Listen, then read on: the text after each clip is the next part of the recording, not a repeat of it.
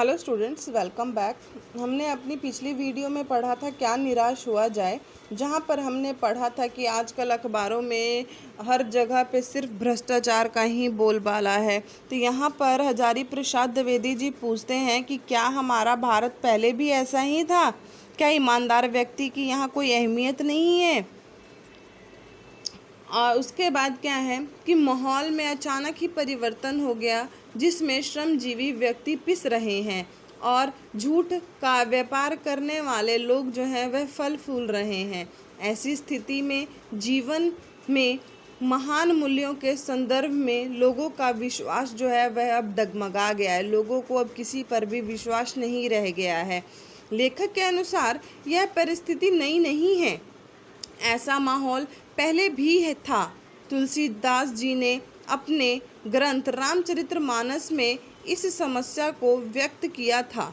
यहाँ पर कहने का मतलब क्या है कि जो भी ये परिस्थिति जो हमें आज के उसमें देखने को मिल रही है, यह चीज़ जो था वह पहले भी था।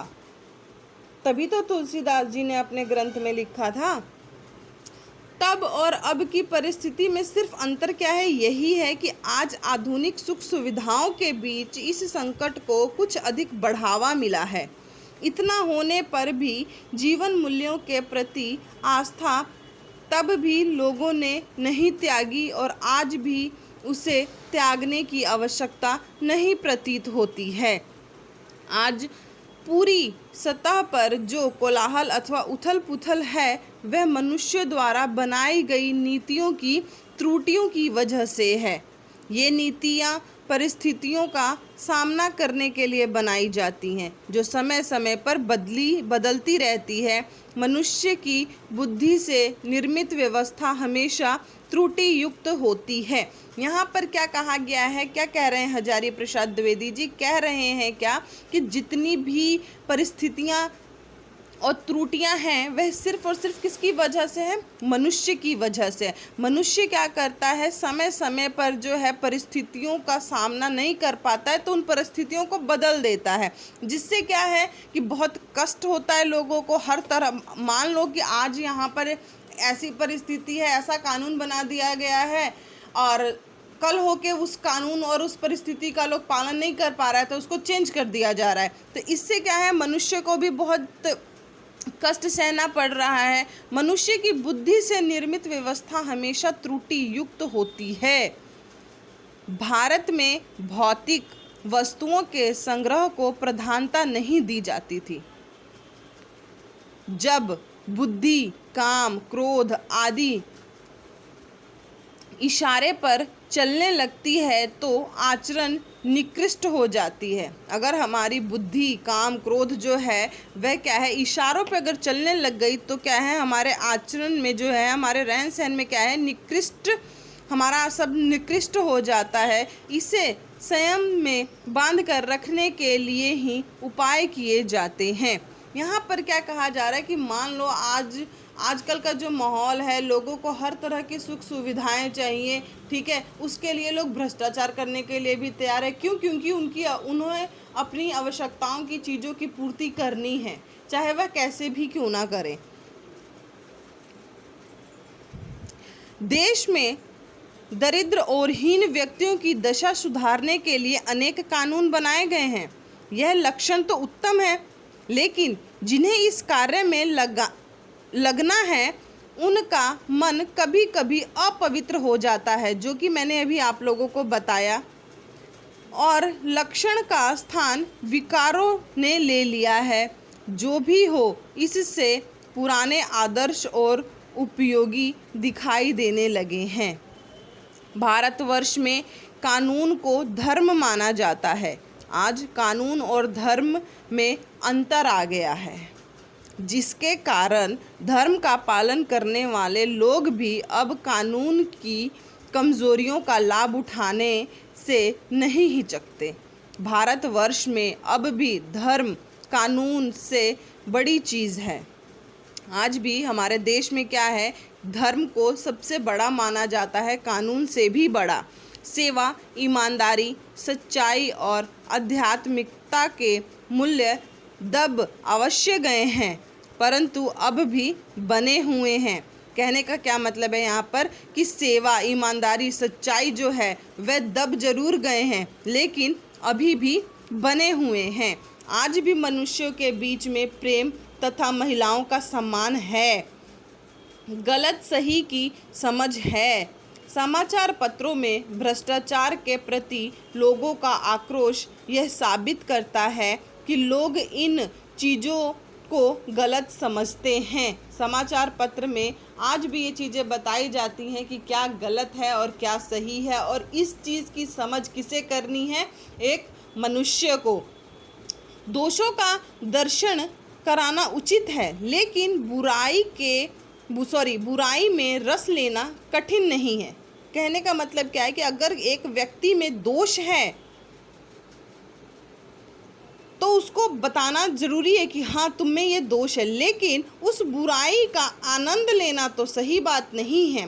ठीक उसी प्रकार अच्छाई में रस लेने के बाद भी अच्छाई उजागर न करना भी ठीक नहीं है। यहाँ पर हजारी प्रसाद द्विवेदी जी क्या कह रहे हैं कि अगर एक व्यक्ति में दोष है तो तुम उसके दोष को बताओ, पर उसका मज़ा मत लो, उसका रस मत लो। उसी तरह अगर एक व्यक्ति सच्चा है, ईमानदार है, तो उसकी भी प्रशंसा करो। ये नहीं कि उसकी प्रशंसा ना करके चुपचाप बैठे रहो। अच्छाई तो उजागर करने से लोगों में अच्छाई के प्रति भावना जागृत होती है।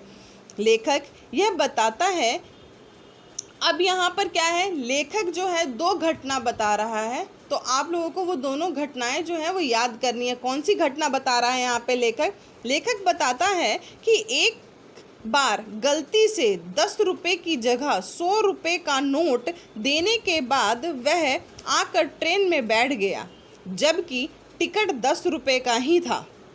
लेकिन जबकि टिकट 10 रुपये का ही था, थोड़ी ही देर में टिकट बाबू विनम्रता के साथ उसे 90 रुपये लौटा देते हैं। यह कहना कि अब ईमानदारी लुप्त हो गई है, यह अनेक बेईमानी की घटना से अधिक शक्तिशाली है। यहाँ पर लेखक एक घटना बताता है। क्या बता रहा है कि जब वो ट्रेन में जब उसे ट्रेन से जाना था तो उसने 10 रुपये की टिकट की जगह पे टिकट काउंटर में 100 रुपया दे दिया, परंतु जो टिकट चेकर था, टिकट बाबू जो थे, वह क्या करते हैं कि जैसे ही वह ट्रेन में टिकट चेक करने के लिए आते हैं तो वह उस व्यक्ति को पहचान जाते हैं जिसने 10 रुपये की जगह पर 100 रुपये का नोट दिया था। तो वह क्या करता है कि 90 रुपये उस व्यक्ति को लौटा देता है और यह कहता है कि अभी भी ईमानदारी जो है लुप्त नहीं हुई है, ख़त्म नहीं हुई है। यह अनेक बेईमानी की घटनाओं से अधिक शक्तिशाली घटना है।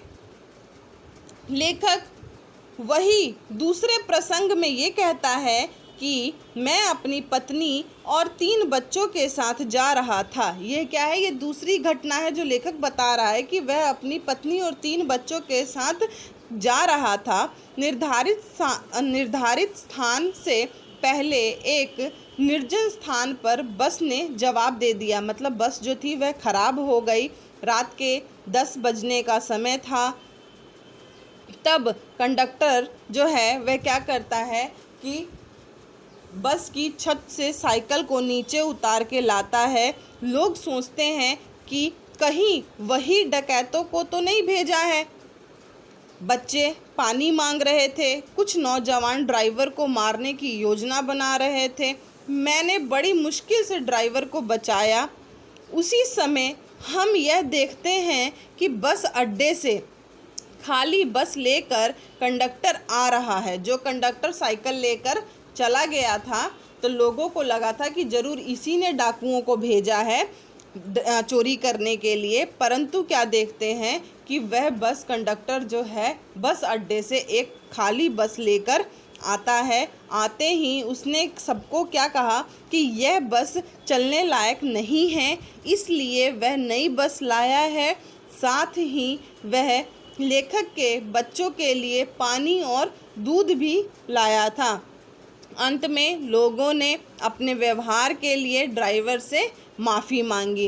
इन उदाहरणों को देखकर यह नहीं कहा जा सकता कि मनुष्यता एकदम समाप्त हो गई है। यहाँ पर लेखक का ये दो उदाहरण देने का मतलब सिर्फ यही है, वो यही बताना चाहते हैं कि आज भी मनुष्यता जो है वह व्यक्ति में जिंदा है। लेखक के अनुसार मैंने कितनी बार धोखा खाया है, लेकिन मुझे सिर्फ उसका हिसाब रखना हो तो मुश्किल हो जाएगा, लेकिन अच्छी बातों से निराश मन को हिम्मत भी मिलती है। लेखक ईश्वर से यही प्रार्थना करता है कि नुकसान के अवसरों पर भी मैं ईश्वर पर संदेह न करूं, कि अगर हमें कोई मुसीबत आती है तो भी हमें ईश्वर को दोष नहीं देना चाहिए। इस प्रकार आशा तब भी है जिसमें भारत के महान बनने की संभावना बनी हुई है, इसलिए मन को निराश होने की आवश्यकता नहीं है। यही था हजारी प्रसाद द्विवेदी जी के द्वारा लिखी गई कहानी क्या निराश हुआ जाए। तो यहाँ पर सिर्फ उनका इतना ही कहने का तात्पर्य है कि हमें निराश नहीं होना चाहिए, हमें किसी पर भी संदेह नहीं करना चाहिए, क्या पता वह संदेह जो है वह अच्छाई हो। Okay students.